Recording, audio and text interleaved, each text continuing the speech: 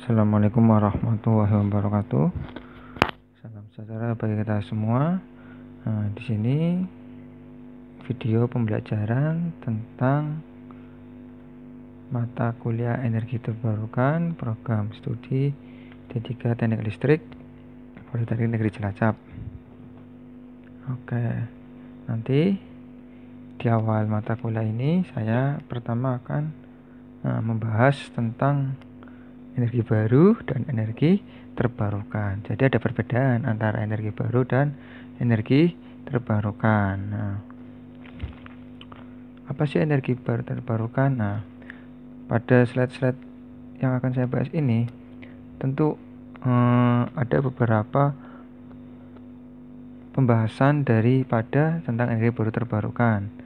Di sini ada energi baru ya, seperti yang kita ketahui. Energi baru itu terdiri dari apa aja? Ada batu bara, nuklir, oil, and gas shale. Oke. Terus energi terbarukan ada biomasa, biodiesel, bioetanol, terus pemakaian EBT untuk transportasi dan listrik, ada biogas, matahari, hidropower atau yang berhubungan dengan air ya, hidro. Terus ada energi dari laut, ocean energi, angin, geothermal. Tentu ada tambahan yaitu waste to energy atau energi dari waste. Waste itu apa? Ya limbah. Waste to energy ini merupakan bagian dari energi terbarukan. Energi baru dan terbarukan tentu ada pengertian yang berbeda di antara keduanya. Ada energi baru, energi terbarukan. Energi baru itu apa? Energi baru itu jenis-jenis energi yang saat ini belum dipergunakan secara massal oleh manusia dan masih dalam tahap pengembangan. Tadi yang sudah kita sebutkan ada apa? Batu bara, tapi dalam bentuk cair ya. Cair dan CBM. CBM itu cold bed methane. Nuklir dan oil, gas, and shale. Jadi hanya beberapa negara saja yang menggunakan batu bara yang cair dan CBM, nuklir, oil, gas, and shale sebagai sumber energi. Jadi belum digunakan secara massal oleh manusia. Yang massal sekarang ini apa? Yang kita ketahui apa? Fosil. Seperti apa? Minyak. Dan masih dalam tahap pengembangan. Terus apa lagi? Pengertian dari energi terbarukan. Energi terbarukan itu apa? Energi yang dihasilkan dari sumber daya alam yang tidak ada habisnya. Jadi sumber daya alamnya itu tak terbatas. Seperti apa? Angin, sinar matahari, gelombang, mungkin ada apa? Air, dan ada lagi apa? Limbah. Limbah kan ada habisnya ini. Selama masih ada kehidupan manusia dan manusia itu melakukan suatu kegiatan atau aktivitas pasti menghasilkan waste. Jadi energi yang berbasis sumber daya alam ini yang dapat diperbaharui ya, ini soalnya yang diperbaharui atau renewable. Renewable tersedia sangat melimpah di sekitar kita dan terbilang bersih dari sisi emisi. Artinya apa? Tidak menghasilkan emisi karbon yang banyak. Ada energi baru dan terbarukan. Sekarang kita akan bahas energi tidak terbarukan. Berarti energi yang tidak terbarukan itu ada apa aja? Pertama, gas alam. Gas alam itu apa ya? Terdiri dari apa? Cracking atau pecahan dan fractional distillation. Di mana itu mudah diubah menjadi bentuk liquid cair dengan apa? Dengan tekanan yang tinggi, di bawah tekanan tinggi, sebagai kita sebut apa? LPG, liquid petroleum gas. Gas alam ini ditemukan apa? Above the oil. In oil wealth berarti apa? Di atas minyak. Jadi dalam bumi itu kan ada banyak kandungan material termasuk minyak. Di atasnya minyak itu ada gas. Gas itu mungkin bisa dihasilkan dari apa? Uapan dari ada minyak karena adanya apa? Under high pressure. High pressure dan apa? High temperatur. Udah suhunya tinggi, tekanannya juga besar. Kurang lebih ada apa? Campuran sebanyak 50-90% gas metana CH4 dan sedikit mengandung hidrokarbon. Nah, pada natural gas ini, gas alam itu lebih rendah daripada hidrokarbon seperti metana, CH4 dan etana. Nah, nanti cari etana itu apa? Disebut apa? Gas kering. Nah, pada gas alam yang lebih besar dari hidrokarbon itu seperti propana dan butana. Nah, atau kita sebut dengan gas basah. Nah, ada minyak bumi. Nah, minyak bumi itu apa? Crude oil, minyak mentah. Itu merupakan yang terjadi dari flammable liquid, pemanasan. Flammable apa? Terbakarnya apa? Liquid.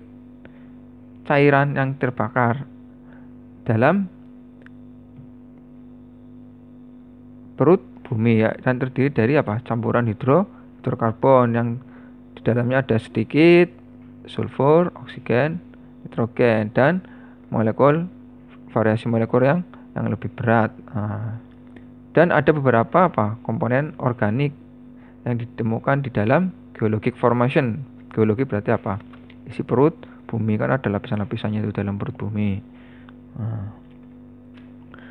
Bagaimana gas dan minyak bumi dibuat? Nah, ini nggak dibuat, tapi terbentuk. Yang membuat siapa sih? Alam. How gas and oil form, terbuat. Jadi ya mereka ada di ocean, samudra, dengan hidupnya 300 sampai 400 juta tahun yang lalu. Pokoknya udah lama banget lah. Zaman dahulu kala, zaman bahala, zaman jadul. Mungkin belum ada manusia yang di bumi. Dan berada di dalam lapisan-lapisan bumi selama berjuta-juta tahun. Terus ini kita hanya bisa memanfaatkan oil and gas deposits. Kita memanfaatkan deposit daripada minyak dan gas yang ada di perut bumi. Nah, ini ada oil refining process, pemurnian minyak. Nah, seperti kita ketahui tetangga kita RU4 Cilat Pertamina itu kan termasuk dalam refining proses, pemurnian, di mana minyak bumi itu diproses atau dimurnikan dengan proses furnace, ada pembakaran dengan heated crude oil. Nah, pemanasan minyak bumi, berarti minyak bumi itu dibakar yang itu. Kalau kalian lihat ada api yang menyala-nyala di RU4, itu lagi proses refining. Nah, dari proses ini akan dihasilkan pertama gas, terus disusul gasolin, aftur, terus heating oil, minyak panas, ada diesel, terus naftan atau lilin, oli ya mungkin, terus lilin. Nah, ini lilin, terakhir aspal. Nah, keuntungan daripada minyak bumi dan gas apa? Tersedia dalam jumlah dan konsentrasi yang tinggi. Nah, minyak bumi dan gas alam itu tersedia. Pak, ada berita gas alam dan minyak bumi akan habis. Nah, itu hanya permainan pasar aja. Buktinya berita itu dibuat dari zaman dulu sampai sekarang juga masih ada. Karena yang pernah belajar ekonomi ya, ketika permintaan dan penawaran itu adalah permainan untuk mematok harga. Ketika penawaran tinggi, permintaan sedikit, maka apa yang terjadi apa? Ya, harga akan turun. Nah, begitu sebaliknya, kalau permintaannya meningkat, penawaran sedikit, harga akan naik. Itu kan permainan pasar aja. Penyimpanannya mudah. LPG bisa dibawa kemana-mana. Minyak bumi bisa dimasukin dirigen. Terus supply dapat bersifat sustain atau berkelanjutan untuk jangka waktu menengah. Nah, teknologi produksinya sudah matang. Jadi gas sama minyak bumi itu teknologinya udah matang sejak zaman Fir'aun, mungkin sudah ada penggunaan minyak bumi ya. Soalnya cuma kerajaan dulu kan ada minyak bumi untuk perang. Walaupun kekurangannya, ini pasti tingkat pencemaran pasca konsumsi sangat tinggi. Ada emisi karbon yang merusak ozon. Sumber eksplorasi tergantung letak geografis. Jadi tidak semua di perut bumi itu ada minyak bumi dan gas alamnya. Jadi tergantung letak geografis. Harganya fluktuatif tadi. Permainan pasar, adanya permintaan penawaran, ada isu minyak bumi akan habis, atau mungkin bisa terjadi karena adanya perang dunia yang terlibat beberapa negara untuk perebutan sumber daya alam, dan sumber tersebut nantinya akan habis. Nah, ini bahasa kayak gini kan nggak jelas. Habis itu ada perhitungannya, memang harus secara ilmiah kita bisa diterima. Kalau ilmiah ya oke lah, kita menghargai keilmuan perhitungan, tapi siapa yang tahu di dalam bumi itu banyak banget itu. Nah, ada energi baru. Nah, energi baru ini kita akan bahas detailnya nanti. Setiap bab ada di pertemuan berikutnya. Nih cepat aja ya. Sebagai pengantar ada nuklir. Nuklir, karena kita belum punya nuklir nih. Nuklir fission menggunakan uranium. Nah, uraniumnya sebagai bahan baku untuk menghasilkan energi. Karena uranium adalah merupakan mineral yang ditambang, maka uranium tergolong sumber daya tidak terbarukan, dan suatu saat uranium juga akan habis. Tapi Indonesia memiliki uranium terbesar di dunia, U238 apa ya kalau nggak salah. U238 ya. Berbeda dengan U235, ini uranium yang digunakan sebagai bahan baku nuklir. Batu bara. Batu bara termasuk energi baru. Tapi merupakan sumber daya alam yang tidak terbarukan. Berarti batu bara termasuk wilayah dari minyak bumi dan gas alam. Merupakan energi fosil yang memanfaatkan fosil. Karena mereka dapat terbentuk lagi hanya dalam waktu yang singkat, tapi harus waktu yang lama, jutaan. Nah, ini how coal former, bagaimana batu bara dibuat, sama kayak minyak bumi sama saudaranya. Dari apa? Ya tumbuhan-tumbuhan ini, biomasa ini yang terkubur di dalam tanah, dalam lapisan-lapisan tanah. Jadi di dalam lapisan-lapisan tanah itu ada bagian yang mengandung batu bara. Makanya di Kalimantan, negara kita itu batu baranya udah di dekat permukaan. Makanya ketika mau panen batu bara tinggal dibom, dihancurkan. Itu kan merusak alam. Nah, ini proses pembentukan batu bara. Jadi ada beberapa jenis batu bara ini, mulai dari yang terendah sampai tertinggi. Nah, jadi kalau semakin ke sini itu increase heat and carbon content. Increase nilai kalornya meningkat. Nah, batu bara ini kan nilainya berbeda ya, akan selalu meningkat dari paling rendah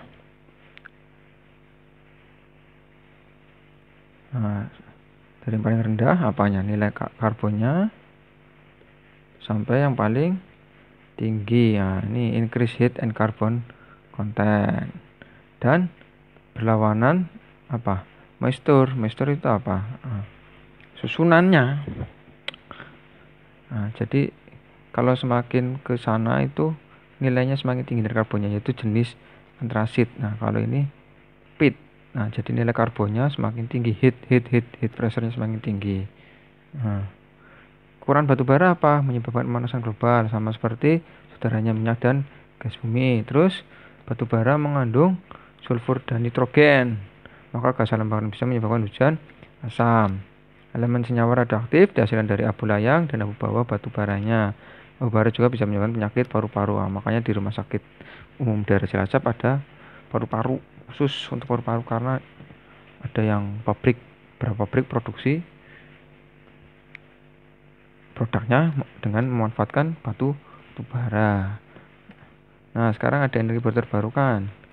Di sini ada energi baru terbarukan yang menghasilkan listrik sama bahan bakar nabati. Nah, cepat saja ya, yang menghasilkan listrik ada tenaga air, panas bumi, biomasa, surya, angin, magnet. Nah, sedangkan yang menghasilkan BBN, bahan bakar nabati, ada biodiesel, bioetanol, biogas. Nah, ini yang menghasilkan listrik, ada air. PLTA merupakan salah satu sumber energi terbarukan yang lama diaplikasikan di Indonesia. Jadi ini udah teknologi paling pertama ya. PLTA itu apa? Mengubah tenaga air menjadi energi dengan konversi energi mekanik, menggerakkan turbin menggerakkan generator sehingga menghasilkan energi listrik.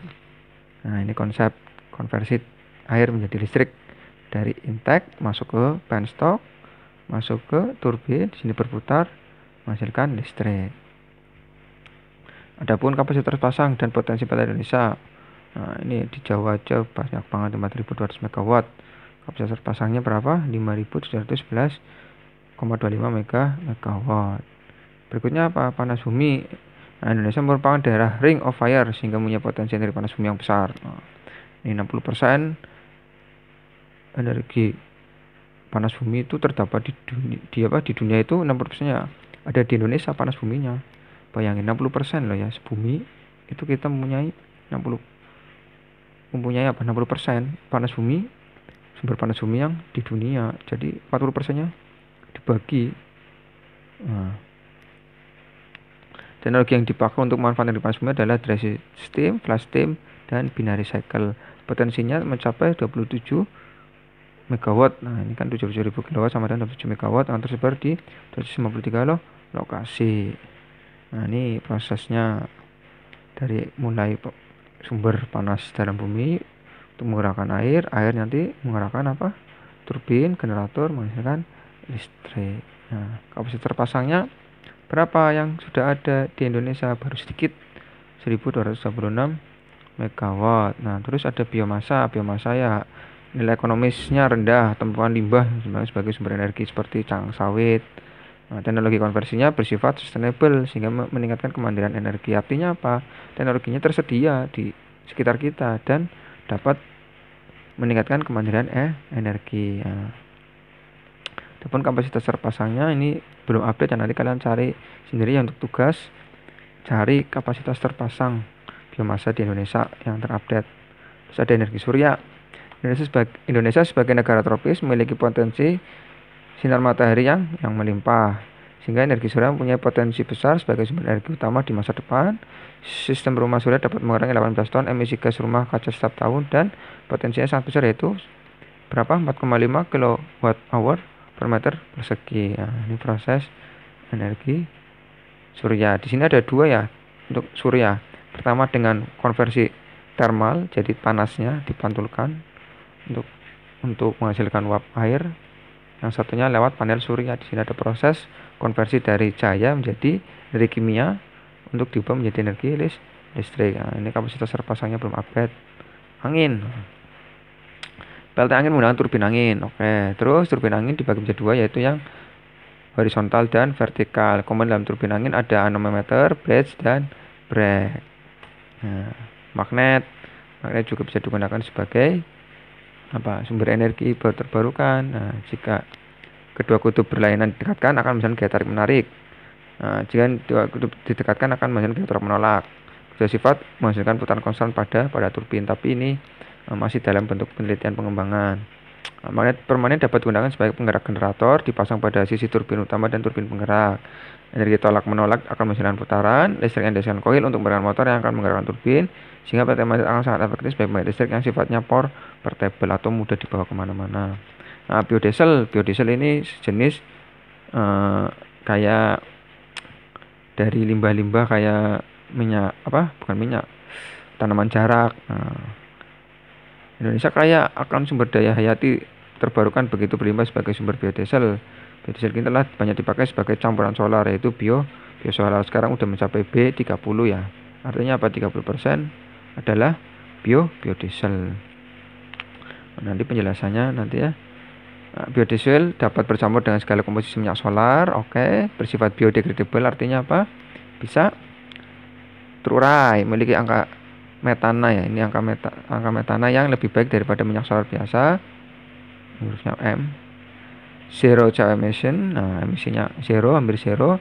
Kini biodiesel berbahan mikroalga sedang dikembangkan. Nah, sekarang ke level 3 atau mikroalga. Bioetanol itu berarti apa? Etanol, alkohol. Biasanya didapat tetes tebu yang menghasilkan lignin. Nah, bioetanol dapat merupakan kebutuhan BBM sebesar 20-40% dengan cara menggunakan gasohol dan pembuatan bioetanol atas dasar bahan baku. Nah, di sini ada syaratnya bahan baku yang menghasilkan glukosa, pati, dan selulosa. Kandungan etanol tinggi mencapai 35%, emisi CO-nya kurang dari 19-25% dibanding BBM berbasis minyak bumi. Angka oktannya sampai 129 untuk pembakaran dalam mesin stabil dan campuran bioetanol 3% aja mampu mengurangi emisi CO hanya 1,3%. Nah, biogas itu apa? Yang ditinjau dari apa? Limbah. Jadi termasuk BBM nanti outputnya ya limbah menghasilkan gas Sekarang ada pemanfaatan municipal solid waste atau apa sampah rumah tangga untuk energi dapat digunakan untuk mengatasi masalah lingkungan. Hasil dari biogas berupa apa? Gas metana yang dapat terbakar sempurna, memiliki nilai ekonomis tinggi di mana berdasarkan perhitungan 5 ton MSC bisa menghasilkan 0,9 sampai 1,8 meter kubik biogas per hari dan bisa untuk masak bagi 20 warung sebagai bahan bakar genset dan penggerak turbin PLTU. Nah, sekian untuk penjelasan tentang energi terbarukan. Nanti kalau ada pertanyaan bisa di-share ya atau ditanyakan di komentar. Mohon maaf kalau ada salah kata. Assalamualaikum warahmatullahi wabarakatuh.